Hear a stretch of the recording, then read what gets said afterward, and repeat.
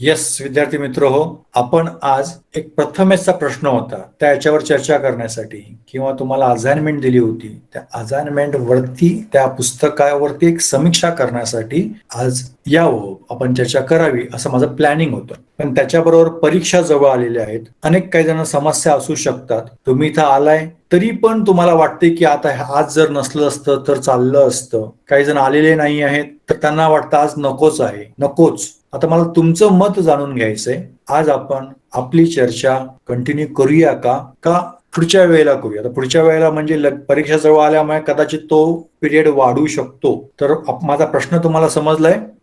Yes, सगळेजण reply देत आहेत येस. तर मला तुम्ही बोलून सांगायचं आहे, आज आपण चर्चा घेऊया की नको? जे काय तुम्हाला व्यक्तिगत मत वाटतंय, तुमचं मत आणि इतरांचं मत विचार करून तुम्हाला जे वाटतंय ते तुम्ही स्पष्टपणे सांगा. त्याच्यावर स्पष्टीकरण दिलं तरी चालेल. तुमचा आवाज, तुमचं मत इथं रेकॉर्ड होत आहे. मी प्रत्येकाला विचारतोय. सोनाली? येस सर, घेऊया, आज कंटिन्यू करूया. येस, एक मत झालं, आज कंटिन्यू करूया. येस. साक्षी? कंटिन्यू करूया सर. येस. साक्षी मिस्त्री? येस सर, कंटिन्यू करूया. यस, 3 मतं झाली आता. देवेश? येस सर, कंटिन्यू करूया. गुड. निखिल? सर कंटिन्यू करूया. गुड. अथर्व? सर करूया ना कंटिन्यू. यस. गौरवी? कंटिन्यू करूया सर, खूप पण गॅप नको. Good good good. Shweta? Hello sir. हा श्वेता. हो सर, कंटिन्यू करूया. Okay, very good. 8 पैकी 8 जण सगळे म्हणतात कंटिन्यू करूया. आपण कंटिन्यू करू. तर आपण पहिला मुद्दा कोणता घेऊया?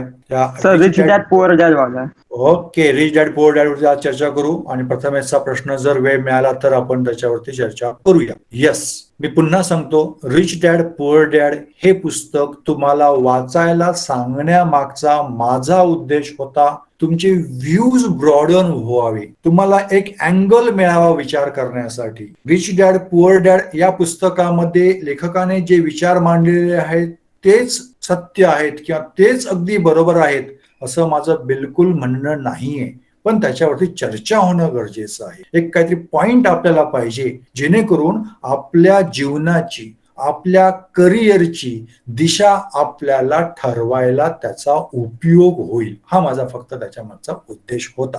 मला तुमच्याकडनं जाणून घ्यायला आवडेल, काय वाटलं ते पुस्तक वाचून किंवा काय वाटलं ते व्यक्तिमत्व समजून घेऊन. अनेक व्यक्तिमत्व त्याच्यामध्ये सांगितलेली आहेत. येस, कोणीही बोला, आपलं मत सुरू करा व्यक्त करायला. Hello, good morning sir. Good morning Atharva.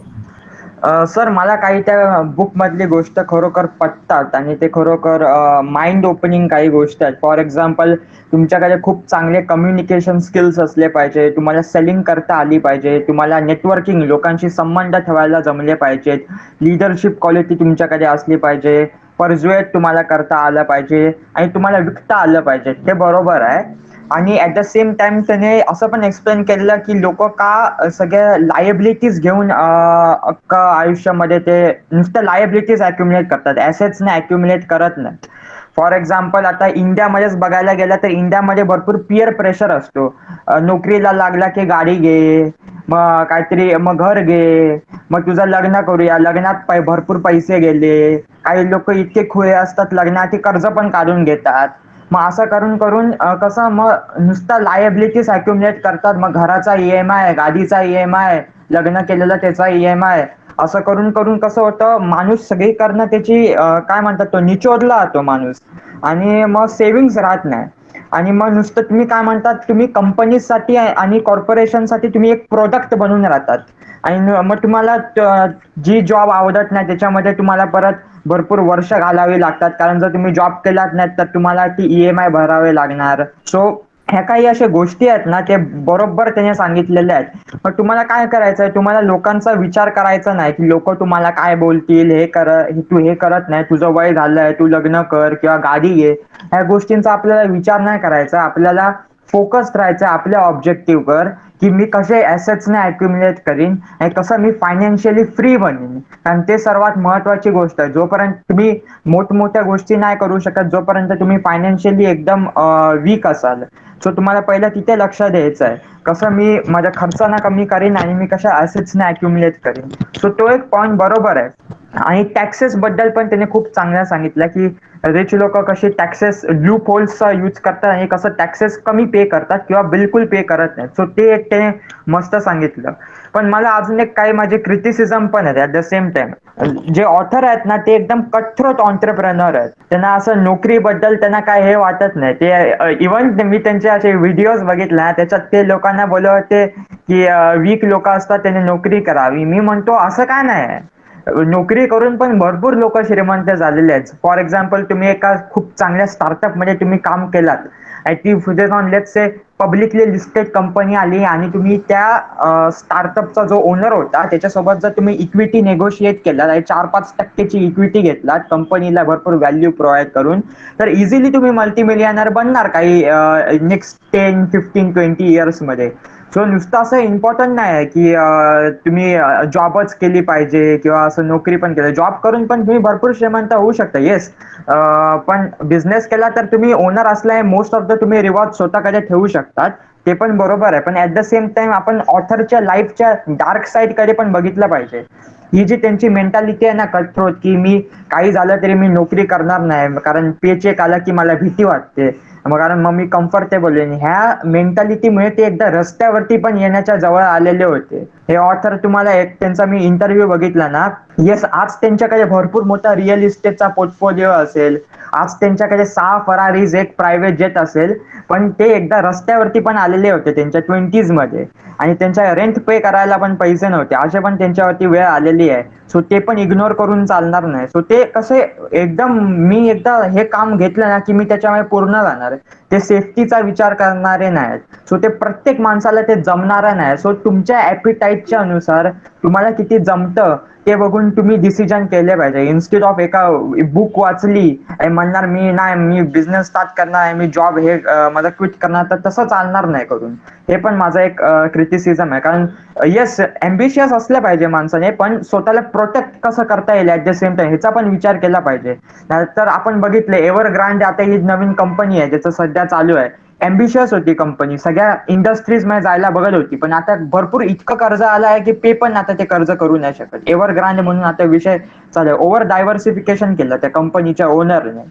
So तसं पण असून उपयोग नाही. तुम्ही स्वतःला प्रोटेक्ट पण केलं पाहिजे असं पण माझं म्हणणं आहे. बाकी सगळं बरोबर आहे बुकमध्ये की तुम्ही कसं लोकांचा विचार करू नका, ॲसेट्सना अक्युमुलेट करा, टॅक्स लूप होल्सचा तुम्ही इस्तेमाल करू शकतात, कसं तुम्ही स्वतःला कंटिन्युअसली एज्युकेट केलं पाहिजे, कसं तुम्ही वॉर मेंटॅलिटीमध्ये राहिलं पाहिजे, कसं तुम्ही स्किल्स नाही, ते सगळं बरोबर आहे. फक्त हे जे म्हणतात ना, ही जी कट्टर मेंटॅलिटी आहे ना, एकदम अशी रिजिड ही जी मेंटॅलिटी आहे की जॉब करून तुम्ही वेल्थ नाही क्रिएट करू शकत किंवा तुम्ही जोपर्यंत ऑल इन जाणार नाहीत तोपर्यंत तुम्ही मोठं बनणार नाहीत, ते मला थोडं पटत नाही. कारण तुम्ही असं जर तुम्ही केलं तर तुम्ही प्रॉब्लेम मध्ये पण येऊ शकता, असं माझं म्हणणं आहे. व्हेरी गुड अथर्व, खूप छान खूप छान. असेट्स अँड लायबिलिटी हा तर पण खूप महत्वाचा आहे, त्याच्यावर तू हायलाईट केलेला आहेस आणि त्याच्याबरोबर एक क्रिटिसिझम जे पण केलेलं आहेस खूप छान. म्हणजे नोकरी माइंडेड म्हणजे तुच्छच असं जे काही लेखणं आहे ते योग्य वाटत नाही. ओके, हरकत नाही, हा पण तुझा व्ह्यू झाला. आता अथर्वनं जे काही सांगितलं याच्याबद्दलही कोणाला काय बोलायचं असेल आणि पुस्तकाबद्दल काही बोलायचं असेल तरी पण बिनधास्त बोला. व्यासपीठ आज तुमच्यासाठी पूर्णपणे उपलब्ध आहे. यस निखिल. Hello sir. हा, yes Nikhil. Sir, rich dad poor dad जे होतं ना, ते मी आय थिंक 2 वर्षापूर्वी मला समजलेलं आहे पुस्तकाबद्दल, मी वाचलेलं. पण ह्यामध्ये जे ऑथर आहेत ना, रॉबर्ट कियोसाकी, ते मूळ जपानचे आहे. ते इमिग्रंट्स आहेत, ते US मध्ये स्थित झाले, त्यांचे वडील US मध्ये आले. आणि सर त्यांचा जो टर्निंग पॉईंट आहे ना, तो त्यांचा मित्र आहे माईक. ते ज्यावेळी 15 वर्षाचे होते, कारण गव्हर्नमेंटमध्ये होते त्यांचे वडील कामाला, एंटरप्रेनर नव्हते त्यांचे वडील. आणि जे माईक जो होता त्यांचा मित्र, त्यांचे वडील एंटरप्रेनर होते, कट्टर. त्यांची 5-6 हॉटेल होती. आणि त्यानंतर त्यांनी आपल्या वडिलांना प्रश्न विचारला की मला श्रीमंत व्हायचं आहे, पण त्यांचे वडील बोलले की तू फक्त अभ्यास कर, तू जे काय करतोयस ना ते कर, अभ्यास कर आणि मग श्रीमंत हो. असा शॉर्टकट काही नाही श्रीमंत व्हायचा. आणि त्यानंतर माईक आणि त्यांनी काय केलं, म्हणजे माईक त्यांचा मित्र आणि रॉबर्ट कियोसाकी ह्यांनी वेगवेगळे मार्ग शोधले की आपण कसं काय श्रीमंत होणार. 15 वर्षाचे होते त्यावेळीपासून नवीन नवीन काय ना काय आयडिया शोधत होते ते. म्हणजे त्यांनी ती लीड जी असते ना, अगोदर लीड यायची, ती लीड त्यांनी विचून काय ना काय बनवायला सुरू केलं, पण ते इल्लीगल होतं. म्हणून रॉबर्ट कियोसाकीचे वडील बोलले हे इल्लीगल आहे, हे असं काय करू नको. आणि त्यानंतर रॉबर्ट कियोसाकीचे जे वडील होते ते बोलले की तू माईकच्या वडिलांकडे जा. माईकचे वडील जे आहेत ना, ते येत्या काही वर्षात श्रीमंत होणार, कारण ते एंटरप्रेनर आहेत, ते वेगवेगळ्या आयडियांना ऍक्सेप्ट करतात. आणि त्यानंतर ते रॉबर्ट कियोसाकी जे होते ते माईकच्या वडिलांकडे गेले. माईकच्या ज्यावेळी वडिलांच्या ऑफिसमध्ये गेले ना, त्यावेळी ते ऑफिस पूर्णपणे सर एकदम असं तुटकं मुटकं होतं. म्हणजे फ्लोअर खराब होता, डस्ट पडलेला होता. ते विचार करायला लागले की हा एवढा श्रीमंत माणूस आहे, पण एवढा याचं जे कॉस्ट ऑफ लिव्हिंग आहे ना ती पूर्ण खाली आहे. म्हणजे त्याच्याकडे पैसा खूप आहे, पण तो खूप कमी दर्जाच्या ह्याच्यात राहतो. म्हणजे त्याची एवढी कॉस्ट ऑफ लिव्हिंग नाही आहे. त्यांनी त्यांना अप्रोच केलं की तुम्ही आम्हाला शिकवा, आम्ही कसं श्रीमंत होणार ते. म्हणून त्यांनी माईकच्या वडिलांना रिच डॅड म्हटलं आणि आपल्या डॅडना पुअर डॅड म्हटलं. कारण पैशाने पुअर नाही, मेंटॅलिटीने ते बोलत होते. तर पहिला जो पॉइंट होता ना, जो माईकच्या वडिलांनी माईकला आणि रॉबर्ट कियोसाकी या दोघांना शिकवला, तो म्हणजे नेहमी तुम्ही ज्यावेळी काम करणार ना त्यावेळी ते काम लर्निंगसाठी करा आणि अर्निंग नंतर बघा. तुम्ही म्हणजे पहिली लर्निंग बघा, तुम्ही काय शिकणार त्या गोष्टीतून हे महत्वाचं आहे. आणि जर शिकलात तर अर्निंग होणार. पण त्यामुळे हा पहिला पॉईंट आला सर. आणि दुसरी गोष्ट म्हणजे ते बोलले होते की जे पैसा आहे ना तो कमवणं आणि पैसे ठेवणं हे दोन्ही वेगवेगळ्या गोष्टी आहेत. पैसा प्रत्येक माणूस कमवू शकतो, कारण कामाची पण डिमांड असते, खूप प्रकारे जॉब असतात. पैसा प्रत्येक जण कमवू शकतो. लोक डिफरन्शिएट करत नाही की पैसा कमवणं ही वेगळी स्किल आहे आणि पैसा वाचवणं ही वेगळी स्किल आहे. तर पैसा वाचवण्यासाठी पण मेहनत करा आणि पैसा कमवणं ही काय स्किल ती काय भेटते, आपलं एज्युकेशन असेल, नॉलेज असेल तर भेटते. तिसऱ्या आहे सर परचेस असेट बोलले ते बोलले असेट म्हणजे अशी गोष्ट असते जी पैसा आपल्या खिशात टाकते आणि लायबिलिटी अशी गोष्ट असते जी पैसा आपल्या खिशातून घेते. फॉर एक्झाम्पल सर, आता मी एखादा रेंट घेतलं, एक अपार्टमेंट घेतलं आणि ते भाड्याने दिलं, तर ती माझी असेट झाली, कारण ती मला एक फिक्स इन्कम प्रोव्हाइड करते. पण मी तोच समजा सर एक लॅपटॉप घेतला जो मॅकबुक आहे 2 लाखाचा, मी कर्ज काढून घेतला आणि त्याच्यावर मी इंटरेस्ट पे करतोय, उगीच मी दिला, मग माझा तो इंटरेस्ट जो आहे तुम्ही बँकला येतो तो माझी लायबिलिटी आली. ते बोलतात अशी तर शेवटपर्यंत तुम्ही सेव्हिंग काय ठेवणारच नाही आपल्याकडे. सगळा पैसा जो आहे तो सगळ्या लायबिलिटी पेड करण्यातच जाणार. तिसरा सर बोलतात की जे रिच आहे ना ते आपल्या असेट कॉलमवर फोकस करतात. ज्यावेळी प्रत्येक जण आपल्या पे चेकवर फोकस करत असतो, त्यावेळी रिच पर्सन जो असतो तो आपल्या ऍसेटवर करतो. कारण त्याला माहिती आहे की आता जर मी इन्व्हेस्ट केलं, बॉन्ड्समध्ये केलं, शेअर मार्केटमध्ये केलं किंवा कुठल्या तरी क्रिप्टो करन्सीमध्ये केलं, तर उद्या मला त्याचे दुप्पट रिटर्न्स भेटणार. आणि सर ते बोलतात की जी असेट आहे ना ती दिसत नाही कोणाला. वेल्थ कधी कोणाला दिसत नाही सर, कारण वेल्थ ही अशा फॉर्म मध्ये असते जी अजून लिक्विडेट केलेली नसते. For example bonds, shares, debentures किंवा बँक अकाउंट यामध्ये ती सेव्ह असते, ती आपल्याला दिसत नाही. आपण एखाद्या माणसाला बघून सांगू शकत नाही की हा वेल्दी आहे की नाही, कारण खूप माणसं अशी पण आहेत समाजामध्ये जी वाटत नाही की ती श्रीमंत आहेत, वेल्दी आहेत, पण ती असतात वेल्दी. तर ते बोलतात की डिफरन्शिएट करू नका. ज्यावेळी पण तुम्ही फिनान्शियल परफॉर्मन्स जज करायला जाल त्यावेळी बघा त्या माणसाची पूर्ण हिस्ट्री बघा. तुम्ही फक्त त्याचे अपीअरन्स बघून ठरू शकत नाही तो रिच आहे की नाही, ही गोष्ट ती पहिले सांगतात. त्यानंतर सांगतात की सर जो आउटसाइड वर्ड आहे ना तो पूर्णपणे डिफरंट आहे एज्युकेशन वर्ड पेक्षा. आणि आउटसाइड वर्ड मध्ये इंटेलिजन्स पेक्षा जास्त महत्वाचा आहे गट्स. तुमच्याकडे हिंमत असायला पाहिजे प्रत्येक गोष्ट सांगण्याबद्दल किंवा प्रत्येक गोष्ट आपल्या समोर मांडल्याबद्दल. ही गोष्ट तुमच्याकडे असली पाहिजे. म्हणून गट्स जे आहेत ना ते सर्वात हॅलो सर. हा बोल निखिल, जरा नेटवर्कचा प्रॉब्लेम झाला. हो नेटवर्क, हो लाईट गेले सर. त्यानंतर सर दुसऱ्या ते पर्पज पाहिजे सर लाईफमध्ये. प्रत्येक गोष्ट करण्यासाठी एक पर्पज पाहिजे. फॉर एक्झाम्पल मला रिच व्हायचं, तर रिच का व्हायचं आहे, त्याच्या मागचं कारण काय, पर्पज काय, तर तो पर्पज असोसिएट केला पाहिजे आपल्या रिझन बद्दल. आणि नेहमी सर नवीन गोष्ट ते म्हणतात की एक फॉर्म्युला घ्या, 6 महिने तो फॉर्म्युला फॉलो करा, त्या फॉर्म्युल्याला मास्टर करा, दुसऱ्या फॉर्म्युलाकडे जा. म्हणजे आज जर मी बोललो की आज मला एक्सेल सॉफ्टवेअर शिकायचं आहे, तर 6 महिने मी एक्सेल सॉफ्टवेअर शिकणार. एक्सेल सॉफ्टवेअर शिकल्यानंतर मी दुसऱ्या फॉर्म्युला ऍक्सेप्ट करणार. कारण ते बोलतात की वर्ल्ड जो आहे ना तो कॉन्स्टंट चेंजिंग आहे. 90s मध्ये आणि 2000 मध्ये खूप फरक आहे. 90s मध्ये आपण एज्युकेशन घेऊन जॉब भेटला असतं, पण 2000 मध्ये ह्या ज्या इरामध्ये वर्ल्ड जो आहे तो कॉन्स्टंट चेंज होतो. तो बोलतात की नवीन नवीन फॉर्म्युले शिकत जा आणि असेटला बिल्डअप करा, जेणेकरून तुम्हाला फ्युचरमध्ये चांगले रिटर्न भेटते. Yes sir. Very good, very good. खूप छान निखिल. आणि निखिलचं आज मला आवडलं की त्याने व्हिडिओ चालू केला आणि स्वतः बोलला. कारण व्हिडिओ चालू करून पण बोलणे याला स्किल लागते आणि हा प्लॅटफॉर्म तुम्हाला तुमच्या स्किल डेव्हलप करायसाठीच वापरायचा आहे. त्यामुळे निखिलनं जसा आज प्रयोग केलेला आहे तसा प्रयोग इतरांनीही करावा, पण कंपल्शन नाहीये. You are free to take your decision. पण हे मात्र नक्की कॅमेऱ्याच्या डोळ्यात बघून बोलणं याला स्किल लागते. आता निखिल जेव्हा आपला हा तुला व्हिडिओ टाकेन तेव्हा बघेल, तेव्हा समजेल काय काय चुका केलेत. याबद्दलही काय सुधारणा करायच्या असतील तर आपण करूया. पहिला प्रयत्न तरी करा, नंतर सुधारणा करू आपण. खूप छान निखिल. यस, निखिलनं त्या पुस्तकाची समीक्षा केलेली आहे आणि असेट्स अँड लायबिलिटी या मुद्द्यावरती पुन्हा त्यानं भर दिलेला आहे. Very good Nikhil. यस. आणि कोणाला काय बोलायचंय? अथर्व बोल. सर मला अजून एक निखिलने पॉइंट जो सांगितला तो हायलाइट करायला आवडेल. भरपूर लोक असतात ना, ते लोकांच्या अपीरियन्स वरती जज करतात.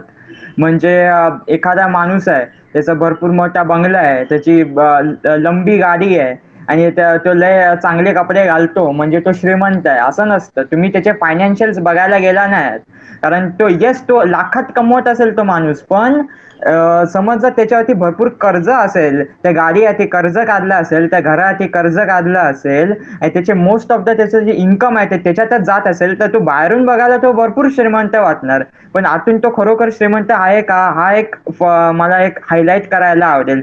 सो तुम्ही लोकांना त्यांच्या अपीरियन्स वरती जज नाही करू शकत. तुम्हाला त्याचे फायनान्शियल, त्या माणसाचे पर्सनल फायनान्शियल स्टेटमेंट्स आहेत ना, ते तुम्हाला बघून काढावे लागतील. तुम्हाला बघावं लागणार त्याच्याकडे किती ऍसेट्स आहेत, किती इन्कम आहे त्या ऍसेट्स मधून, किती त्याला लायबिलिटी आहे, किती देणी आहे त्या माणसाची. सो ते जर तुम्ही कॅल्क्युलेट केलं तर तुम्हाला एका माणसाची खरी व्हॅल्यू समजणार. असं नुसतं अपीरियन्स वरून तुम्ही जज केलात एका माणसाला, तर ते चुकीची गोष्ट आहे. हे मला अजून एक गोष्ट हायलाइट करायला आवडेल निखिलच्या पॉईंट मधून आणि रिच डॅड पुअर डॅड मधून. येस, खूप छान, खूप छान अथर्व. म्हणजे माझ्याकडनं तो मुद्दा वास्तविक हायलाइट करायचा राहून गेला, पण हो बरोबर आहे. अथर्वनं जो अंडरलाईन केलेला मुद्दा आहे, निखिलनं सांगितलेल्या मुद्द्याशी निगडीत, इट इज व्हेरी राईट. खरंच तुम्ही खूप मॅच्युअर मुलं आहात रे. खूप छान, खूप छान. येस, अजून हा साक्षी बोल.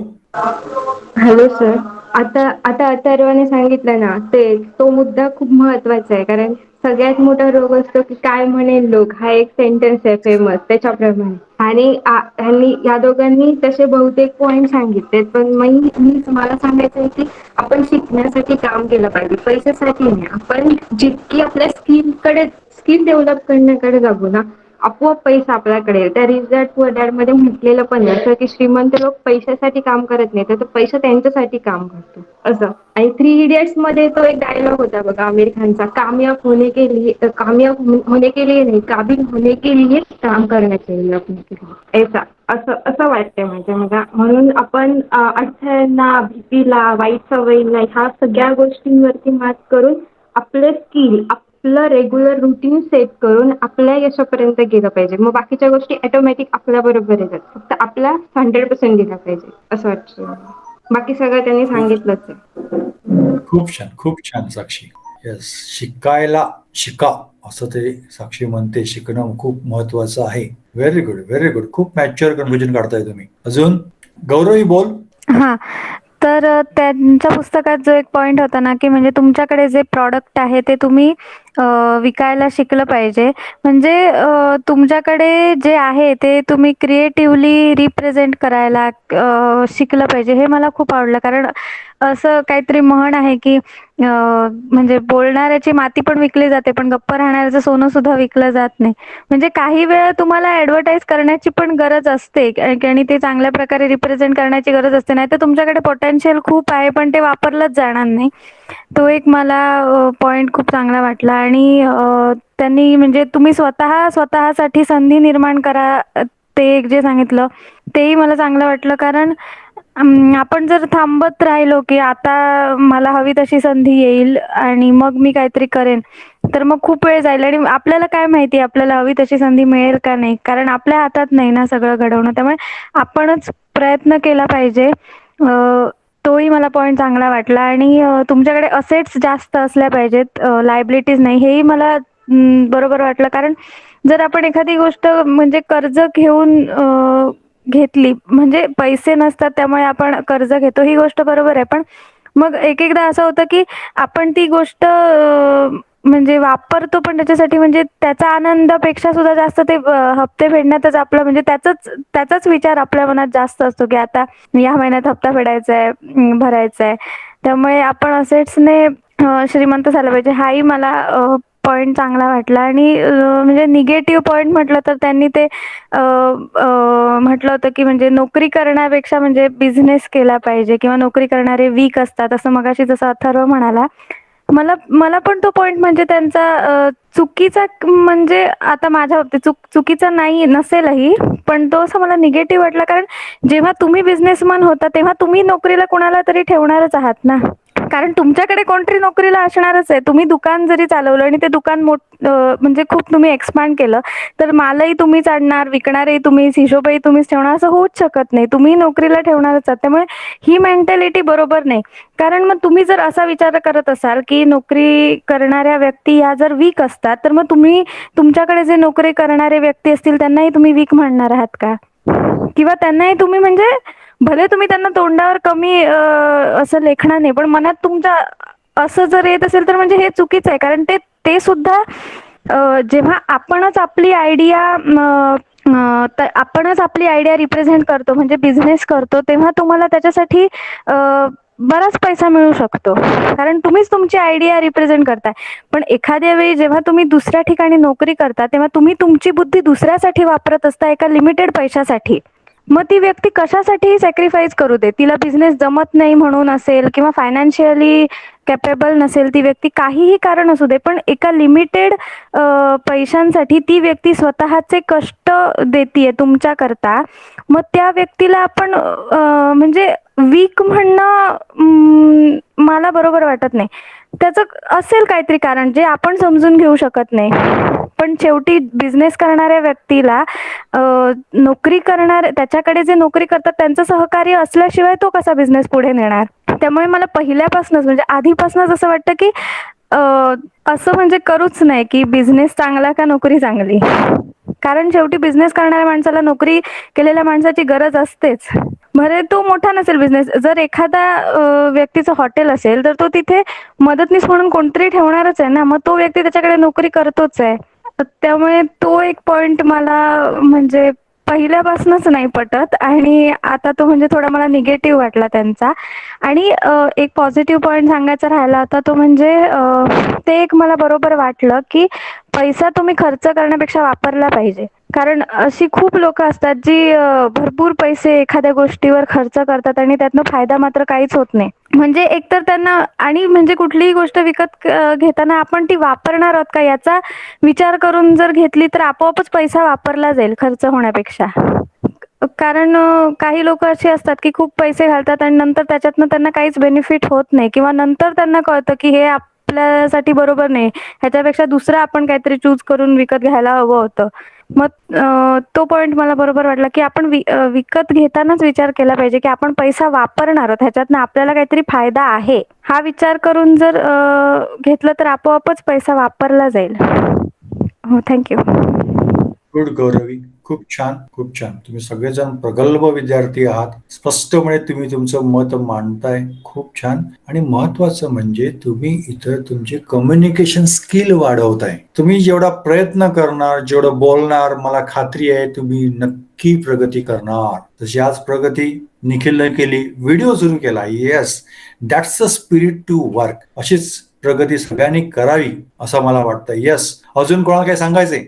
हॅलो सर, मी आज जरा सॉरी, मी जरा माझा कॅमेरा चालू करून बोलत नाही कारण माझे केस नीट नाही आहेत आणि मी असं एकदम प्रेझेंटेबल ह्याच्यामध्ये नसीन. सो नेक्स्ट संडेला मी बोलतो 100% शुअर. पण अजून मला एक मुद्दा मला हायलाईट करावा लागेल. हे ऑथरने एक कन्सेप्ट सांगितली होती, गुड डेप्थ आणि बॅड डेप्थ. सो त्याच्यामध्ये पण थोडी कॉम्प्लेक्सिटी आहे असं मला वाटतं, आणि ऑथरने पण ह्याच्याबद्दल सांगितलेलं आहे. गुड डेप्थ म्हणजे काय असतं, असे तुम्ही कर्ज घेतात जेणे की तुम्ही ऍसेट्स विकत घ्याल आणि त्या ऍसेट्स मधनं तुम्हाला इतका कॅश फ्लो होईल जेणे की तुम्ही ते कर्ज भराल आणि नंतर एका पॉइंट नंतर तो ऍसेट तुमचा होईल. त्याला म्हटलं आता गुड डेप्थ, म्हणजे त्या ऍसेट मध्ये तुमच्याकडे पैसे येतात आहेत. ओके, नेटवर्कचा प्रॉब्लेम असेल, येईल. अथर्व रेंज मध्ये येईल, नंतर बोलेल. ओके, तोपर्यंत दुसऱ्यांना कोणाला काही आपलं मत मांडायचंय तर मांडा. अथर्व रेंज मध्ये आल्यानंतर त्याच्याशी आपण संवाद साधू. देवेश, बोल. Hello sir. हा, या बुक मध्ये सर असं म्हटलं आहे की आपल्याला मालमत्ता, असेट आणि लायबिलिटी यामधील फरक समजणे महत्वाचे आहे आणि मालमत्ता विकत घेतल्या पाहिजे. तर मालमत्ता असेट मुळे आपल्याला आपल्या खिशामध्ये पैसे येत असतात, पण लायबिलिटीमुळे आपल्या खिशातून पैसे जात असतात. श्रीमंत व्यक्ती हे जास्त करून असेट विकत घेत असतात, गरीब खर्च करत असतात, आणि मध्यमवर्गीय लोक लायबिलिटी विकत घेतात पण त्यांना वाटते की ते असेट विकत घेतात. आणि सर्वात महत्वाचे म्हणजे या पुस्तकात म्हटलं आहे की श्रीमंत व्यक्ती लक्झरीज वस्तू सर्वात शेवट विकत घेतात, पण गरीब किंवा मध्यम व्यक्ती हे लक्झरीज महाग वस्तू हे आधी विकत घेत असतात. येस देवेश, खूप छान. खरंच त्या पुस्तकामधला असेट्स अँड लायबिलिटी हा पॉइंट विचारात घेण्यासारखा आहे. त्याबरोबर अथर्व जो म्हणतो ना, good debts and bad debts, हाही विषय तो आपण चर्चेला आणला पाहिजे, म्हणजे आपल्याला तो समजला पाहिजे. अथर्व, तू रेंज मध्ये आहेस आता? येस सर, सॉरी मला माहित नाही काय झालं, पण अचानक नेटवर्क गेलं, असं कधी होत नाही. So sorry for that. So मी काय बोलत होतो की आपल्याला माहिती आहे आता गुड डेप्ट आणि बॅड डेप्ट मधला डिफरन्स काय आहे. गुड डेप्ट म्हणजे असं कर्ज घेणे जेणे की तुमच्याकडे परत पैसे येतील नाही, तुम्ही ते कर्ज भराल. आणि बॅड डेप्ट म्हणजे तुम्ही अशा गोष्टी कर्ज घेतात जेणे की ती गोष्ट तर तुम्हाला मिळेल, पण नंतर त्या गोष्टी तुम्हाला स्वतःच्या खिशातून पैसे द्यावे लागतील, कारण तुम्ही कर्ज घेतला, सो हफ्ता तर तुम्हाला भरावा लागणार. पण मला बोलायचं की ऑथर जे इंडस्ट्रीमध्ये आहेत ना, ते रिअल इस्टेट इंडस्ट्री आहे. त्याच्यामध्ये लोक काय करतात, ते कर्ज घेतात, एका चांगल्या लोकेशनवर जे प्रॉपर्टी ते बांधतात आहे त्याच्यामध्ये ते फ्लॅटला विकतात किंवा ती प्रॉपर्टी ते रेंटवरती देतात.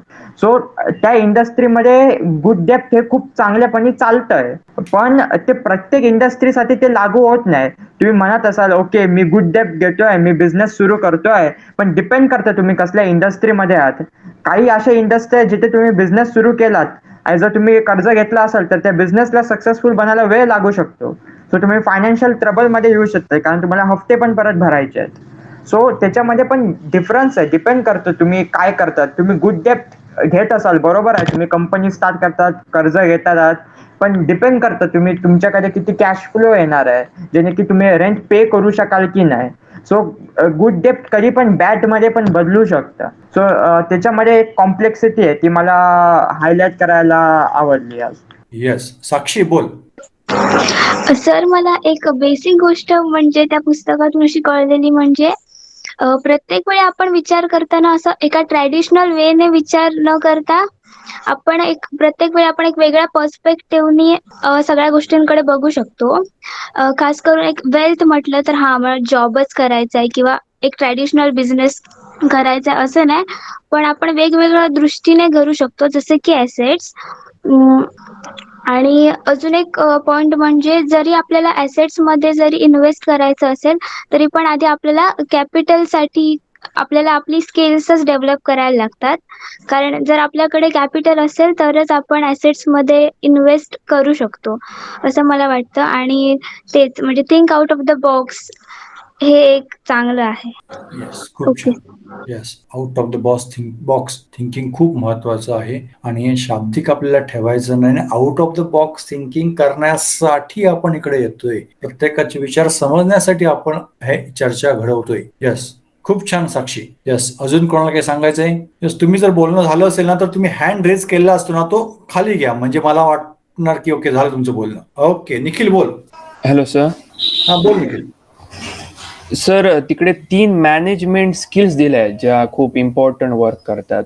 पहिली म्हणजे मॅनेजमेंट ऑफ मनी, त्यानंतर मॅनेजमेंट ऑफ पीपल आणि मॅनेजमेंट ऑफ कॅश फ्लो. कारण कॅश फ्लो जो आहे तो मॅनेज करणं खूप आवश्यक आहे. आपल्याकडे पैसे आले तर आपण कुठे एक्सपेन्स केला त्याचा, आपण कुठे इन्व्हेस्ट केले, का आपल्या एक्सपेन्सेस आपल्या इन्कमपेक्षा जास्त आहे की आपलं इन्कम आपल्या एक्सपेन्सेसपेक्षा जास्त आहे, आपण सरप्लसमध्ये आहोत की आपण डेफिसिटमध्ये आहोत, या सगळ्याचा आपल्याला सारासार विचार करावा लागतो. त्यासाठी कॅश फ्लो हा सर्वात महत्वाचा आहे. खूप लोकांचं मी रिअल लाईफमध्ये पण पाहिलंय, खूप लोक खूप पैसे कमावतात, म्हणजे त्यांना चांगली सॅलरी आहे, 1,00,000 रुपये, 70,000 रुपये, 80,000 रुपये सॅलरी आहे, पण लास्टला ते तक्रार हेच करतात की माझे सगळे पैसे जे आहेत ते हप्ते देण्यात जातात, किंवा माझे सगळे पैसे, मुलींचा तर हाच प्रॉब्लेम असतो की मी सगळे पैसे शॉपिंगमध्ये जाते, मला माहित नाही, हा ड्रेस आवडला की हा घेते, पोरगे म्हणतात हे गॅजेट आवडलं की हे घेते. कारण सर ते कॅश फ्लो मॅनेज करत नाही, त्यांना माहितच नाही की माझा पैसा जातोय कुठे. तर cash flow management one of the essential skill आहे मॅनेजमेंटसाठी. त्यानंतर सर टाइम मॅनेजमेंट. आपला टाइम जो असा आहे ना की टाइम आणि हेल्थ ही 2 गोष्टी अशा आहेत ज्या आपण परत कमवू शकत नाही एकदा गमावल्या की. त्यामुळे टाइमचे जे मॅनेजमेंट आहे ना ती one of the essential skill आहे. कारण टाइम जो आहे तो रिव्हर्स करता येत नाही आणि आपण परत जगू पण शकत नाही तो टाइम. त्यामुळे प्रत्येक कारण आपलं लाईफ कसं पाहिजे, बॅलन्स पाहिजे, वर्क पण पाहिजे, एंटरटेनमेंट पण पाहिजे, फ्रेंडशिप पण पाहिजे, सगळं प्रमाणात असेल ना तर एक चांगलं इक्विलिब्रियम मेंटेन होतं. म्हणजे फॉर एक्झाम्पल पाणी आहे, पण पाणी थोडक्यात पिलं तर ठीक आहे, एक्सेसिव्ह पिलं तर ते पण वाईट आहे. जेवण पण थोडक्यात खाल्लं तर ठीक आहे, एक्सेसिव्ह खाल्लं तर ते वाईट आहे. तर प्रत्येक गोष्ट इक्विलिब्रियम मध्ये असली पाहिजे. आणि त्यामुळे आपला सारांसार विकास होऊ शकतो. त्यामुळे टाइम मॅनेजमेंट आपल्याला सर्वात महत्वाचं आहे. टाइम मॅनेजमेंट म्हणजे आपण अभ्यासाला किती वेळ दिला पाहिजे, आपला पैसा कुठे इन्व्हेस्ट करायला, त्याच्यासाठी रिसर्चसाठी किती वेळ दिला पाहिजे, सगळ्या गोष्टी बघितल्या पाहिजे. आणि सर्वात महत्वाची मला वाटते सर ती म्हणजे management on people. Management of people आहे ना सर्वात महत्वाची स्किल आहे सर. कारण खूप लोकांचा असा समज असतो की माझे 1000 फ्रेंड आहेत, 2000 फ्रेंड आहेत, काही उपयोगाचे नाही सर. त्याच्यामधील 90% लोकांना तुमच्या आयुष्याबद्दल काही देणं घेणं नसतं. 5% लोक आनंदी असतात की तुम्ही प्रॉब्लेम मध्ये आहात, आणि किमान 5% लोक असतात जे खरेखुरे मित्र असतात. त्या 2000 मधून किमान 10 ते 20 खरे मित्र निघतील, आणि आपले आई वडील, बस. बाकी कोण मला वाटत नाही खरे निघतील. त्यामुळे सर पीपल आपल्या, कारण एक म्हण ऐकली आहे मी की show me your friend, I tell your future. मला तुमचे मित्र दाखवा, मी तुम्हाला तुमचं फ्युचर सांगतो, असं एका व्यक्तीने म्हटलं. तर आपल्याला जे पीपल आहेत आपल्या आजूबाजूला ते चांगले निवडले पाहिजेत. असं म्हणत नाही की ते हुशार असले पाहिजेत, ते श्रीमंत असले पाहिजेत, नाही, ते मनाने चांगले असले पाहिजेत, सपोर्टिव्ह असले पाहिजेत, नेहमी आपल्याला धीर म्हणजे देणारे असले पाहिजे, सपोर्ट करणारे असले पाहिजेत. मग तो सपोर्ट मॉनिटरी नसला तरी चालेल, तो सपोर्ट मेंटली असला पाहिजे, तो सपोर्ट असला पाहिजे की तू जा, तू होशील, म्हणजे तू एका स्पर्धेत भाग घे. काही मित्र असे पण असतात, नको घेऊ भाग, तू नाही होणार पास, किंवा नको घेऊ स्पर्धा परीक्षेमध्ये भाग, तू ECL मध्ये नको जाऊ, ECL मध्ये जाऊन तुझा विकास नाही होणार, त्याच्यापेक्षा आपण रविवारी कुठेतरी फिरायला जाऊया, हे जाऊया. कधीतरी गेलो ठीक आहे, पण ही गोष्ट नेगेटिव्ह मध्ये इम्पॅक्ट करते. त्यामुळे management of people, management of money आणि मॅनेजमेंट ऑफ टाइम, तिन्ही सर्वात महत्वाची मॅनेजमेंट स्किल आहेत जे प्रत्येकाने 20 वयाच्या आत डेव्हलप केले पाहिजे आणि त्याला फॉलो केलं पाहिजे rest of the full life. Thank you sir. Very good Nikhil, खूप छान. यस, निखिलनं आपलं मत सांगितलंय, बाकीच्या ही मंडळीने आपली मतं सांगितलेली आहेत. त्याच्यावर कोणाला काही बोलायचं असेल तरी बोला, पुस्तकाबद्दल बोलायचं असेल रिच डॅड पुअर डॅड, तरी तुम्ही तुमचं मत व्यक्त करा. हा सोनाली बोल. सर, ते पुस्तकात एक आहे असं की म्हणजे गरीब माणसं म्हणजे गरीब किंवा मिडल क्लास असतील ते आपल्या मुलांना म्हणजे काय हवं असेल तर असं सांगतात की आपण ते अफोर्ड करू शकत नाही, म्हणून म्हणजे ते घेता येणार नाही आपल्याला. तेव्हा म्हणजे मुलांच्या मनात अशीच म्हणजे जेव्हा आपल्याला काही खरेदी करायचं असतं, पाहिजे असतं, तेव्हा मुलं अशीच म्हणतात की आपण अफोर्ड करू शकत नाही ते. म्हणजे आपण तेव्हा असा विचार करून आपल्या अपॉर्च्युनिटीज म्हणजे आपण विचार करण्याची क्षमता तिथे संपते. म्हणजे आपण कसं काय ती वस्तू मिळवण्याच्या पाठी लागू शकतो असं. आणि श्रीमंतांच्या मुलांना असं शिकवलं जातं की की म्हणजे ती वस्तू तुला पाहिजे असेल तर तुला वेगवेगळ्या अपॉर्च्युनिटीज शोधून काढल्या पाहिजेत, आणि त्या म्हणजे कशी तुला तुझं म्हणजे कशी ती वस्तू अफोर्ड करता येईल त्याच्याकडे लक्ष तुझं जास्त गेलं पाहिजे. ती गोष्ट मला आवडली सर. म्हणजे आपण तसा आपल्याला जी वस्तू पाहिजे असेल त्याचा विचार केला पाहिजे की आपण ती वस्तू कशी मिळवू शकतो. येस, खूप छान, खूप छान. म्हणजे यामध्ये गरीब श्रीमंत हे फक्त आर्थिक दृष्टिकोनातून नाही हा मित्र, हे वैचारिक दृष्टिकोनातून आहे. जर तुम्ही तुमची कम्युनिकेशन स्किल वाढवायची ठरवताय आणि जर तुम्ही त्यासाठी प्रयत्न करत नाहीत, मला जमणार नाही असं म्हणत असाल तर तुम्ही गरीब आहात. कम्युनिकेशन स्किल वाढवायची ठरवले आणि त्यासाठी प्रामाणिक प्रयत्न करताय जे सर्वांकडनं मला जाणवतंय, तर तुम्ही नक्की श्रीमंत आहात. कम्युनिकेशन स्किल हा एक पॉइंट सांगितला, अशा वेगवेगळ्या पैलूंसाठी आपल्याला काम करायचं आहे. Yes, very good. Yes Ismail. Hello. Yes Ismail. Yes, sir. Yes, sir. Good morning, Yeah. sir. Say Ismail, do you want to say anything about that book or the views of your friends? So that book you're telling, no? So that others have given. So that is the good book that I also read. Rich Dad. Hmm. So does school really teach about money? So from that book starts and that continues. So that Robert is a boy of 9 years. He narrated in that book. So that not only that book is about business, but it is about compression and that how literature it is written. So he also wrote that in that. So does it really means what he says further? So he was 9 years boy and his friend was there. Ismail. Atharva has given one suggestion. If you want to speak in Hindi, then also you are free to speak in Hindi. It will do for No, us. No problem. no, It's I your don't know choice. Hindi and Marathi, sir. Don't know. Okay, talk in English. Okay, okay. Go ahead. So I'm speaking in English. Okay. Do it. I'm not saying like that. The English is my mother tongue, so I'll speak in English only. That is not the problem. Or otherwise, you will say what you speak in. Other student will say No, in nothing. home. No, nobody will think. Okay, you express yourselves. Your expression is important for us. Otherwise, I can speak in both way. That is other point. Yeah. So what I was telling, what I will recall that I will say. So that Yes. Be comfortable. so he's one of his father. He had two fathers. In short, only I'm saying. He had two Yes. fathers, and one of his father was rich. He called his rich dad, and other his friend Mike's father. Mike's father was rich dad, and his real father was poor dad. Means both are on the same level of their career, and both had started their way to journey. And so that he had double graduate. He had done graduate in 2 years, means 4 years 4 years graduate in 2 years from Stanford University. So he had acquired, I don't know what I read, PhD degree also something is there, or only graduate it is. So and other was only 8 grade pass, means 8 standard it will be. 8 grades means 8, no, 7th, 9th, 10th. Hmm. So that what he says in book, what poor dad means, what poor will teach to their kids about money, making money means what about. So they will only take um, uh, they will only say um, go to school, get good grades, marks, and do have a job, means you will get government job. Has his father was in marine officer, and Robert Kiyosaki was there, no, his father was in marine or what, something he was there in government officer, marine officer, and he was always telling to his child, son, that get good grades so that you may get a good reputed job or well job. You will get, means well settled in that, your life will be good.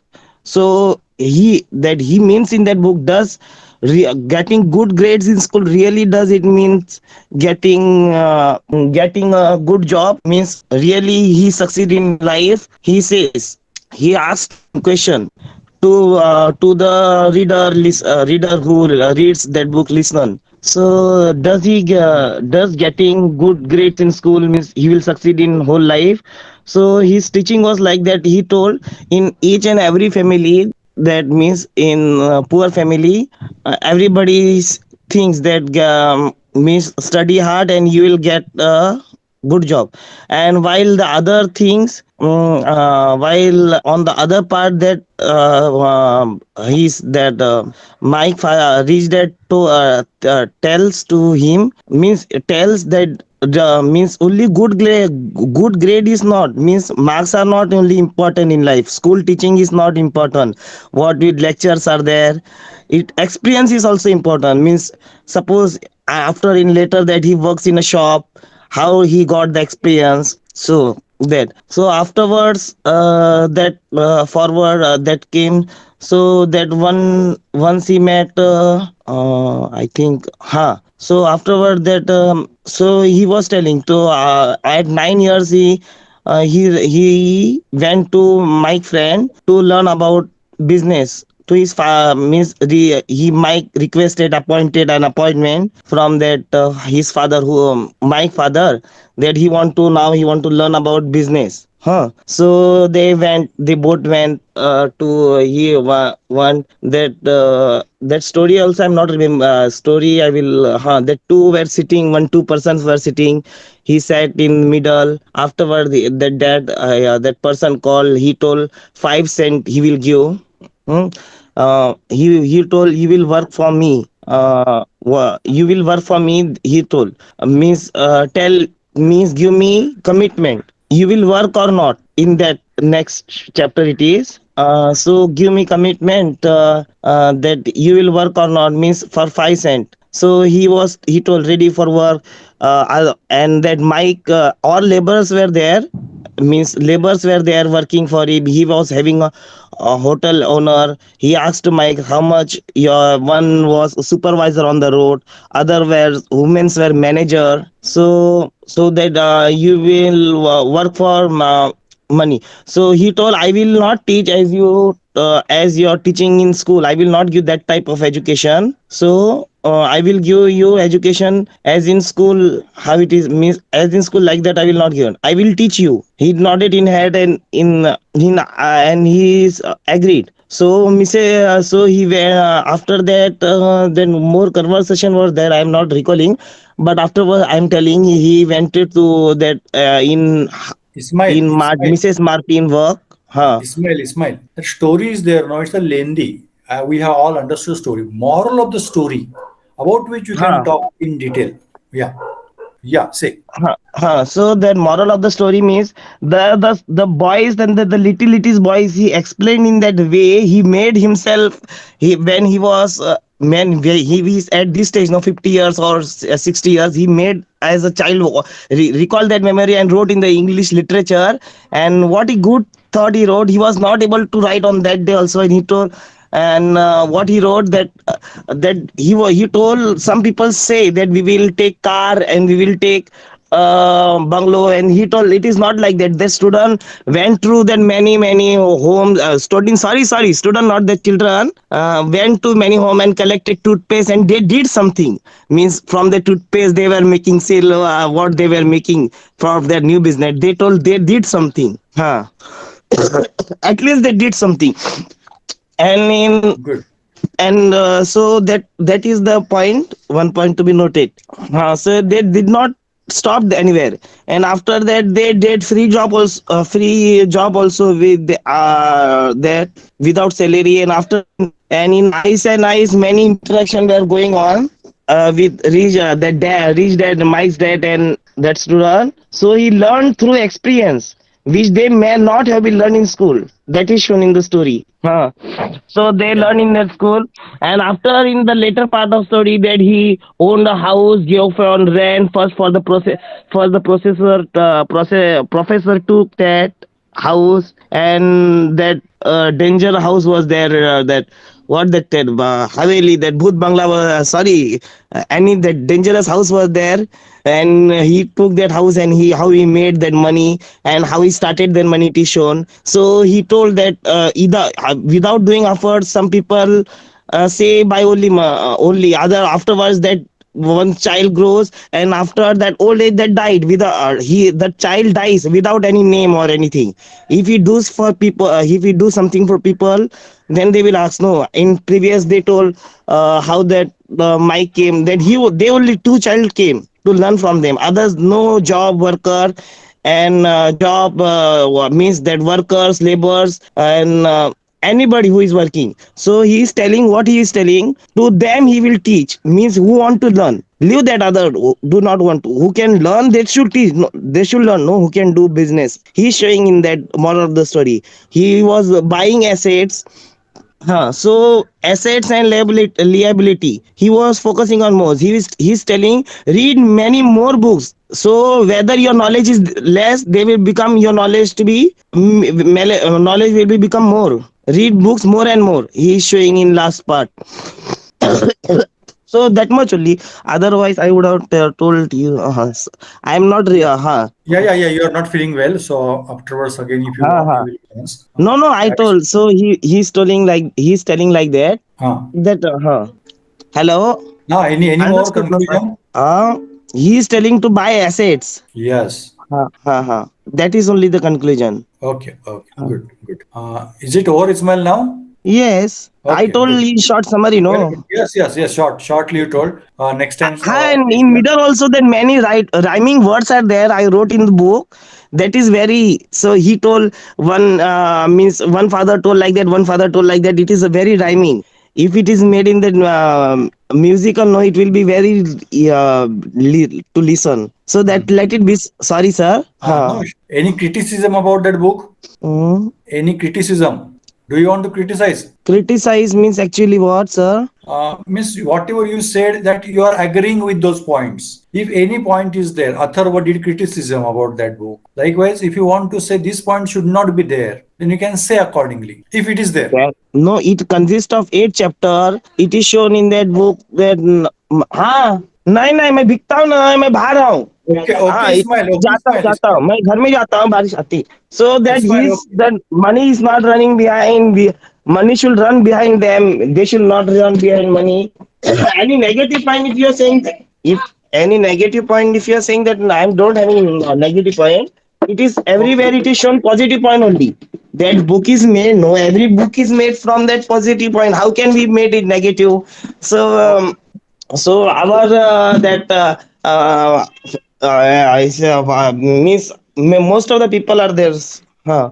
So that is the till this much only I am telling. Yeah, okay, okay. Sorry for Mute, that mute now. inconvenience. Mute yourself now. Very good book, sir. Others, while reading, I Okay, went okay. through other book also. Okay. Okay, mute Thank you now. so much, sir. Okay, one good point Ismail said, that our education system, about which you have to think, means a traditional education system and the education system by the rich dad. So that's a mentality or our approach towards the life. That also very important point covered in the book. Okay, anybody want to say anything about the Ismail's point or any other point from the book? Hello sir, good morning. Yes, Pratik, I am waiting for you. Yeah. Well sir, me book स्वतः वाचली आणि मला असं वाटतं की त्याचे points आहेत ते आताच्या काळात खूप लागू होतात. फॉर एक्झाम्पल, एज्युकेशनच्या बाबतीत लोक एज्युकेशन घेतात, पीएचडी करतात, डिग्रीज घेतात, पण त्यांना असं वाटतं की झालं माझं, मी आता एक जॉब करणार आहे, मला सॅलरी भेटते, मी याच्यामध्ये खुश राहतोय आणि त्याची ओल्ड एज पर्यंत म्हणजे 60च्या याच्यापर्यंत मी श्रीमंत होय. पण हे तसं काम करत नाही. लोक एका रॅट रेस मध्ये राहतात, म्हणजे ते 2 गोष्टीवर चालतात. एक तर मला पैसे कमवायचे आहेत आणि मला असं टाइम नाही बाकीच्या गोष्टी शिकण्यासाठी. पण फायनान्शियल एज्युकेशन मध्ये असं नसतं. तुम्ही शिकत जाता दरवेळी काही ना काहीतरी नवीन शिकत जाता आणि तुमचे असेट तुम्ही बिल्डअप करत जातात. जसं निखिलने मग सांगितलं की लोकांना शो ऑफ करायची खूप सवय असते की हे बघा माझ्याकडे एक मॅकबुक आहे, माझ्याकडे इतकी मोठी कार आहे, इतकं मोठं घर आहे, पण त्याचा काही उपयोग नाही. मेंटेनन्स करेपर्यंत सगळे खिसे रिकामी होऊन जातात. लोनचे हप्ते भरेपर्यंत काय हालत होते सगळ्यांना माहिती आहे. आपण सगळे त्याच्यापासून ओळखीचे आहोत, आपल्याला माहिती आहे काय होऊ शकतं याच्यामध्ये. पण तिथे रॉबर्ट कियोसाकी सांगितले की त्यांच्या रिच डॅड कडे काय काय होतं. त्यांच्याकडे रेस्टॉरंट होते, डिपार्टमेंटल स्टोअर्सची चेन होती किंवा स्टोअर्सची अशी चेन होती, पूर्ण एक कन्स्ट्रक्शन कंपनी होती आणि वेअर होते. त्यांचे असेट्स होते, त्यांनी ते आधी बिल्डअप केले. त्यांनी ते जेव्हा भेटायला गेले माईकच्या डॅडला, तेव्हा त्यांनी बघितलं की त्यांचं ऑफिस जे आहे, जसं आपण म्हणतो की ऑफिस हा शब्द आल्यानंतर आपल्या डोळ्यासमोर एक इमेज येते, एकदम वेल फर्निश ऑफिस असेल, सगळं म्हणजे एकदम एकदम शायनी आणि एकदम जसं कॉर्पोरेट लुक असते तसं असेल. पण तसं काही नव्हतं. वेल त्यांनी सगळ्यात जे आपल्या असेटवर लक्ष दिलं हे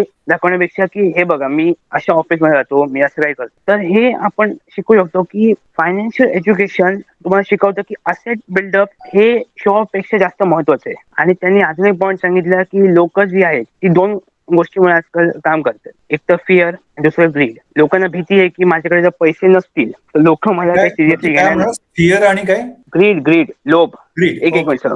ओके, पुढे बोल प्रतीक. हो बोल फिअर आणि ग्रीड. लोकांना एक भीती असते की माझ्याकडे पैसे संपले तर मला सिरियसली घेणार नाही, माझे नंतर खूप हालत खराब होईल, त्यामुळे ते काम करत राहतात. आणि ग्रीड म्हणजे जर त्यांना लोभ असतो की हा मला तितकी सॅलरी भेटली तर मी काय काय घेऊ शकतो, कसं लोकांसमोर दाखवू शकतो की हे बघा माझ्याकडे काय काय आहे, मी सॅलरीने काय काय केलं. पण ते कधी विचार करत नाही की मी हे असंच कशाला करतोय, खर्च मी कशाला करतो, मी त्याला इन्व्हेस्ट करू शकतो, मला त्याच्यातून पैसे भेटू शकतात. ते असं कधी विचार करत नाही, ते त्या लूप मध्ये फसत राहतात सारखं. तर या बुक मध्ये कळतं तुम्हाला की तुम्ही त्या लूपला कसं तोडू शकता, कॅश फ्लो कसा मेंटेन करू शकतो हे सगळं. आणि तसंच या बुक मध्ये सांगितलंय की तुम्ही त्या फिअर मध्ये असतं की हे बघा माझ्याकडे जर काही नसेल, कुठली म्हणजे कॅश नसेल, काही नसेल माझ्याकडे, तर मला कोणी सिरियसली नाही घेऊ शकत. त्यामुळे लोकांना लहानपणापासून समजलं जातं की एक काम कर, तू एज्युकेशन कम्प्लीट कर. मग त्याच्या पोअर मेंटॅलिटी वाल्या पॅरेंट्स सांगितलं असतं तू एज्युकेशन कम्प्लीट कर, एक जॉब घे, सिक्युअर जॉब पकड आणि सॅलरी कमव. ते कधी असं सांगत नाहीत की हा तू दुसरी कुठली ऑपॉर्च्युनिटी बघ, स्टार्टअप सुरू कर, असं ते सांगत नाहीत. तिथेच पण त्याच्या उलट वाईस वर्षा रिच पॅरेंट्स सांगतात तुला ऑपॉर्च्युनिटीज शोधाव्या लागणार, नवीन स्टार्टअप साठी काहीतरी करावं लागेल, काही करावं लागेल तुला, तरच काहीतरी होऊ शकतं. आमच्या भरोश्यावर तू राहू शकत नाही असं. तर लोकांनी ही बुक वाचून त्यांना समजलं पाहिजे की असेट्स आणि लायबिलिटीजचा म्हणजे काय डिफरन्शिएट करायचं आणि कसं करायचं ते. हेच माझं मत होतं. That's what my opinion all about this. Thank you sir. Fantastic, fabulous. खूप छान प्रतीक, खूप छान. अगदी ग्रीड आणि फिअरचा मुद्दा तू खूप चांगल्या पद्धतीनं कव्हर केलास. यस, जवळजवळ सगळ्यांनी आपली मतं व्यक्त केली आहेत. अजून कोणाला काहीच बोलायचंय? बरं, पुस्तक वाचल्यानंतर तुम्हाला रिच झाल्यासारखं वाटलं का? Rich means from the point of mentality, from the point of thinking, thoughts. Yes, Nikhil म्हणतो यस, अथर्व म्हणतो यस, नॉलेजेबल वाटलं असं अथर्व म्हणतो, देवेश म्हणतो यस, प्रत्येक म्हणतो यस, साक्षी यस, येस, साक्षी मिस्त्री पण म्हणते यस. ओके, सगळ्यांचं मध्ये गौरवीचं पण म्हणणं yes. It's good, it's good. हीच तर आपली प्रोग्रेस आहे आणि त्याच्यासाठीच तुम्हाला एक काम सांगितलं होतं. असेट म्हणजे फक्त फायनान्शियली जे म्हणतो ना या स्वरूपात नाही, तर नॉलेज पॉइंट ऑफ व्ह्यू पण असेट हा मुद्दा आपण विचारात घ्यायला हरकत नाही. म्हणजे मी तुम्हाला एक अजून एक डायमेन्शन देतोय त्या ऑथरनं दिलेल्या मुद्द्यांशी, असेट आणि लायबिलिटीच्या पॉइंट ऑफ व्ह्यू, जे तुमच्याकडे कव्हर झालेलं आहे आणि त्यासाठी ऍक्शन महत्वाची आहे. येस, मला काही मुद्दा सांगायचा आहे, त्याच्या आधी जर कोणाला काही बोलायचं असेल तर बोलून घ्या, मग मी बोलतो. येस, मोटिवेटिंग अँड इन्स्पायरिंग असं इस्माईल म्हणतो. Yes, very good Ismail. If you are inspired then we are also happy to know you. Yes, मी 5 सेकंद देतो तुम्हाला कोणाला बोलायचं असेल तर. Okay, fine. आपला ग्रुप हा सिनर्जी ग्रुप आहे आणि प्रत्येक जण आपलं व्यक्तिमत्व वाढवण्यासाठी काम करतोय आणि केलं पाहिजे. हे जे आम्ही इन्व्हेस्ट करतोय, टाइम हा 1 तास 1.5 तास इन्व्हेस्ट करतोय, हे असेट मध्ये कन्वर्ट झालं पाहिजे. आपला असेट असला पाहिजे. इन्व्हेस्टमेंट, आपण टाइमची इन्व्हेस्टमेंट करतोय ना, टाइम आणि मनी हा पॉइंट पण आला होता आपल्या चर्चेमध्ये. तर तुम्ही करताय त्या पद्धतीने मीही करतो. म्हणजे तुम्हाला जे काम सांगितलेलं होतं असाइनमेंट, ती असाइनमेंट मीही केलेली आहे. मी त्या पुस्तकामधून पुन्हा एकदा गेलेलो आहे. ह्या वेळेला ऑडिओ क्लिप मधनं गेलो. त्याबरोबर मला बाकी काही गोष्टी अजून शिकायच्या, म्हणजे शिकतोय.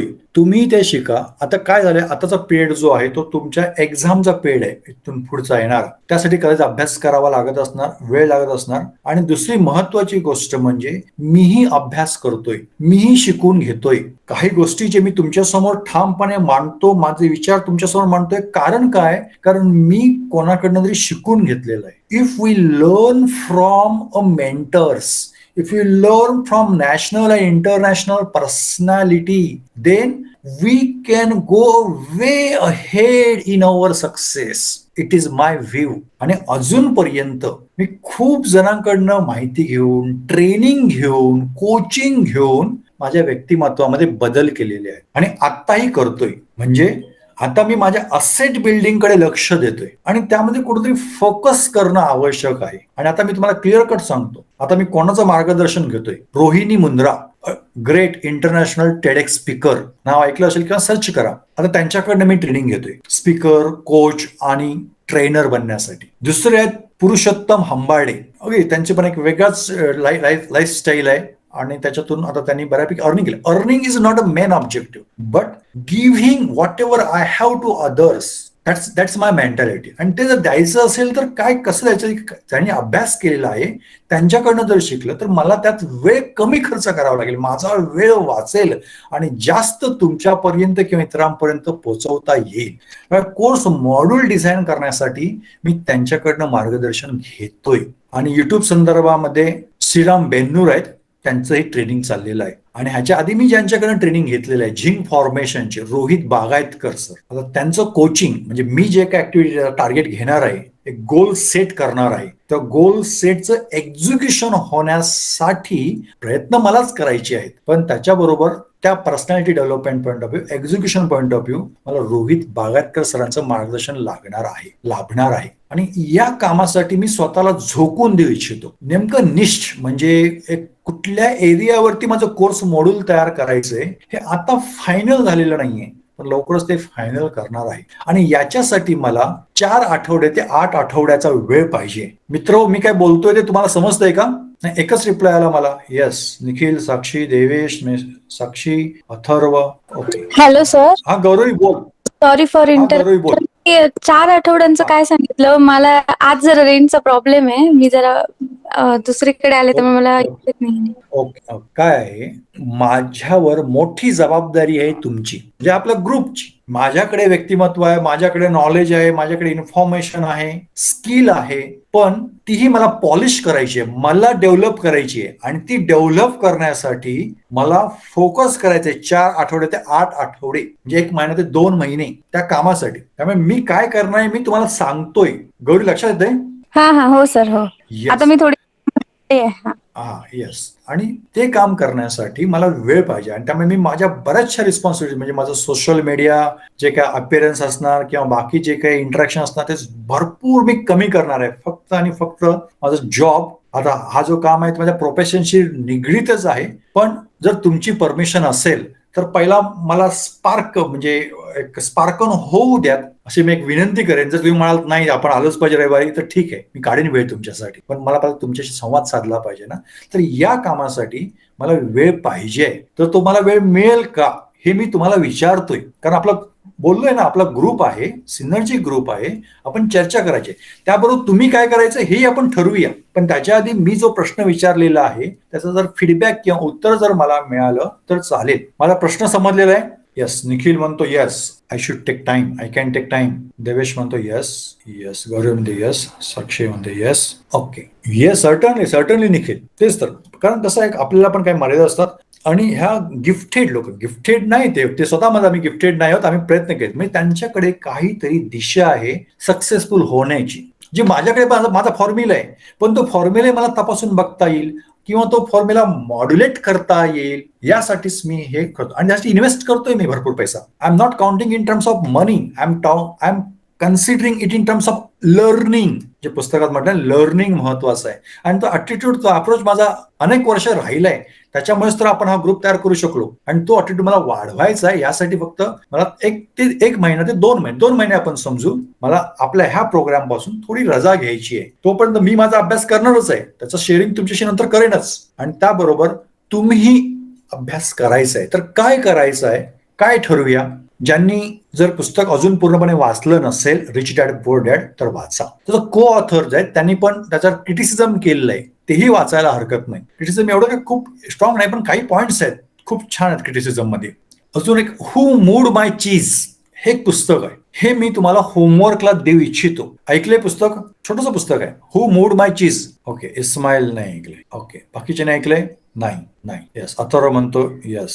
ओके. म्हणजे काही जणांना असं माहिती आहे. बरं, हे सर्च करा, हू मूड माय चीज. आणि छोटंसं पुस्तक आहे, ते तुम्ही आठवड्याभरात काय 2 दिवसातही पूर्ण करू शकाल. पण नुसतं वाचणे हे नाहीये, ऍक्शन घेणे. आता मलाही नुसतं इन्फॉर्मेशन घ्यायला नाही आवडणार आहे, ते मला ते ऍक्शन घ्यायचे. जे काही म्हणजे मेंटर्स किंवा कोच जे सांगणार आहेत ना ते ऍक्शन घ्यायच्यात, एक्झिक्यूट करायचं आहे मला. कारण education is the key of success. आणि हे जर तुम्हाला मी सांगत असेल तर मी स्वतः केलं पाहिजे. येस, हू मूड माय चीज. येस. तर हे पुस्तक तुम्ही एक पुढचे 2 महिने वाचा. मी तुम्हाला इन टाइम कळवेन की आता आपण आपला प्रोग्राम करायला हरकत नाही. किमान मला 4 आठवडे पाहिजेत, म्हणजे 1 महिना पाहिजे किमान. आणि त्याच्यानंतर एक बघू मग त्या पिरियडवरती अवलंबून आहे, काय टास्क असणार त्याच्यावरती अवलंबून आहे. पण मॅक्झिमम पिरियड हा 8 आठवड्याचा म्हणजे 2 महिन्याचा आहे. त्यामुळे पुढचं लेक्चर कधी असणार, आपली चर्चा कधी असणार हे मी तुम्हाला 1 महिन्यानंतर सांगतो. म्हणजे 26 ऑक्टोबर या तारखेला मी 26 नाही, मी 27 तारखेला सुरू करणार आहे. 28 ऑक्टोबरला मी तुम्हाला सांगणार. उद्यापासून मी त्या कामाला लागणार. त्याच्या आधीची पूर्वतयारी आहे ती आज करणार आहे. एक थोडक्यात सांगतो, मला ते कोचनी सांगितलेलं आहे, लॉन्च पॅड तयार करायचं आहे मला. म्हणजे मला जे काही प्रोजेक्ट करायचं आहे, रॉकेट जर तुम्हाला प्रोजेक्ट करायचं असेल तर पहिला काय पाहिजे, बेस पाहिजे. लॉन्च पॅड तयार केलं पाहिजे. लॉन्च पॅड तयार करण्यापूर्वीच जर पुढच्या गोष्टी करायला लागलो आणि जर लॉन्चिंग जर झालं नाही तर ते रॉकेट काय पडणार, खाली आपटणार. तसं ते लॉन्चिंग करण्यासाठी, लॉन्च पॅड तयार करण्यासाठी मला किमान 4 आठवडे पाहिजे आहेत. आणि मग पुढच्या ऍक्टिव्हिटीसाठी पण काय काळजी लागेल. पण मी तुम्हाला 27 ऑक्टोबरला सांगू शकेन किंवा त्याच्या आधी जर ग्रीप मिळाली आणि समजलं तर त्यावेळी तुम्हाला मी कम्युनिकेट करीन आपल्याच ह्या ग्रुपवरती की आपण आपलं डिस्कशन चालू ठेवूया म्हणून. Is it clear to all? Yes. Gauravi, Sakshi, Devesh, Sakshi Mestri, Atharv. Yes. सगळ्यांना क्लिअर झालेलं आहे. तर तुम्हाला काम आहे हू मूड माय चीज आणि अधिक आपण जे काही रेग्युलर करतो. Yeah certainly Nikhil, certainly. And we have to learn and I also will suggest you invest money and time to learn. It is the right time for you, right time. It is for me also. Okay. तर हू mood माय चीज plus आपण जे काही व्यक्तिमत्व वाचण्याचा उपक्रम घेतलेला आहे तो चालू ठेवायचा आहे, कंटिन्यू ठेवायचा आहे. आणि कुठलाही मुद्दा अजूनपर्यंत जे काही लेक्चर्स आपण घेतले आहेत त्याच्यामध्ये जावा, त्याच्यामध्ये तुम्हाला एखादा मुद्दा खटकला असेल, माझ्या मताशी तुमचं दुमत होत असेल तरीही बिनधास्त मांडायचं. ओके. आज खूप छान सगळेजण बोललेत आणि प्रत्येक जण एक वैशिष्ट्यपूर्ण विचार घेऊन आहे. म्हणजे तुमच्याकडे अनालिसिस करायची अफलातून पॉवर आहे. आता एक्सप्रेशनसाठी जरा थोड्या गोष्टी इम्प्रूव्ह कराव्या लागतील, शिकाव्या लागतील. ओके, त्या गोष्टी येणार. तुम्ही कामाला लागला म्हटल्यानंतर ते येणार आहेत. येस. तर मित्र, आता आपण थांबूया का? येस. असाइनमेंट पुन्हा एकदा सांगतोय. हू मूव्ड माय चीज ची समरी तुम्हाला तयार करायची आहे आणि त्याच्याबद्दल आपण डिस्कशन करूया पुढे जेव्हा डिस्कशन मीटिंग होईल तेव्हा. आणि व्यक्तिमत्व वाचणे वगैरे ह्या ज्या प्रोसेस आहे, कम्युनिकेशन स्किल डेव्हलप करणे, व्यक्तीला ओळखणे, समजून घेणे, ज्या ज्या व्यक्तींच्या ह्या इंटरॅक्ट होतो त्या गोष्टी तुम्हाला चालू ठेवायच्या आहेत. Okay, I stop the recording and I declare here today's session is over. Quit now. Thank you very much.